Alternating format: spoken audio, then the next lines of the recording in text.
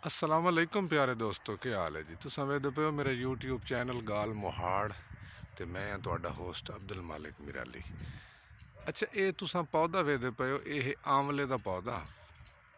ए जरा एदा पहले मुढ़ वेख लो। एदा जी मुढ़ है, ये 2007 का लगा होया है ते ये फल नहीं चाहिदा पिया। ये जरा दोस्त मैनू दसन बई ये फल क्यों नहीं चाह रहा।